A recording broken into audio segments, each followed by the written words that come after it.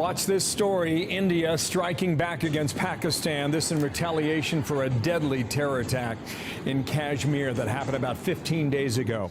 Pakistan vowing to retaliate, raising the specter of an all-out war. Here's what the president said about it last evening from the Oval Office, 5 p.m. East Coast time. It's a shame. They've been fighting for a long time. You know, they've been fighting for many, many decades and centuries, actually, if you really think about it. No, I just hope it ends very quickly. The State Department spokesperson Tammy Bruce is with me now, and thank you for your time and good morning to you. What can you tell us as to whether or not it has escalated overnight or whether things are calming down at this point? Well, what I can tell you is, of course, that everyone, you know, we see this kind of moving forward after that horrible attack. And at the same time, Secretary Rubio, as he's noted at the State Department X account, and certainly as I was watching it unfold as well, and hearing the conversations, he spoke with the national security individuals for both countries last night. His point to them was to make sure that lines of communication should stay open, that he would be able to help facilitate whatever they needed to have facilitated regarding communication to make sure that did not break down. And also, of course, for both of them, to not escalate. You know, the world is watching, as you've noted, and as everyone knows, this has been going on for generations. And one thing we can say, certainly, that is the world understands from President Trump and from Secretary Rubio is that they want these generational wars and problems to end. And the way, clearly, the status quo has not worked. And the way to do it is, in fact, through the vision and the handling and the insight of Donald Trump and the people that surround him. So it is good that, you know, we're involved in the sense of assisting a kind of a communication as occurred last night and to touch base with both of those parties. And, of course, they know we want no escalation, but we're here to assist making sure that their communication is maintained. There is contact. There's in communication. That's what I'm hearing from your answer. A couple of things for our viewers. Yes, exactly. Nuclear warheads in India, 210. They got the bomb in the 1970s. Pakistan, 200. They got the bomb in 1998. Two of the three wars fought between these two countries were fought over what is considered sacred land in the northern part of India, known as Kashmir. 15 days ago, you had 26 Hindu tourists going on a pilgrimage to what they consider a sacred area. It's called the Meadow. And they were gunned down by tourists. And according to the Associated Press, some of the men were gunned down while their wives were watching. Are you urging restraint on behalf of India, or is there a sense of understanding for a response?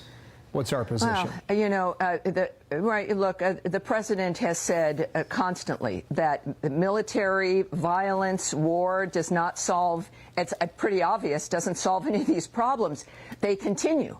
And our message, certainly from the beginning, from his last term and this term, unfortunately, with the condition the world was left in by the last administration, is the president has had to engage in multiple situations that have been generationally long to stop them, of course, around the world. And then, of course, Russia, Ukraine, the Gaza situation. But the message is the same in every instance, Bill. It's that war and violence in the military does not solve the problems. We have proof that it doesn't solve the problems. That will be the case in any part of the world, certainly in this part of the world. And the fact is, I'm proud, we should all be proud of the fact that we are leading this argument to the world that the status quo, wars without end, are no longer acceptable. And certainly I'm not going to comment on the nature of India's decision-making or Pakistan's, but I know our decision-making is to make sure these things stop. Without carnage. All right, Tammy, let me get to another important issue here. Yesterday in the Oval Office, the president announced this with regard to the Houthis in Yemen, which sounded a lot like a ceasefire. Just watch here. The Houthis have announced that they are not, or they've announced to us at least, that they don't want to fight anymore. They just don't want to fight. And we will honor that. And we will stop the bombings. And they have capitulated, but more importantly, we will take their word. They say they will not be blowing up ships anymore. Okay, so there we have it now. Is this a ceasefire? Is Israel a part of it? Well, you know, I'm not going to characterize it in a sense in what the White House views it as, or certainly with the DOD's involvement, the NSC, et cetera.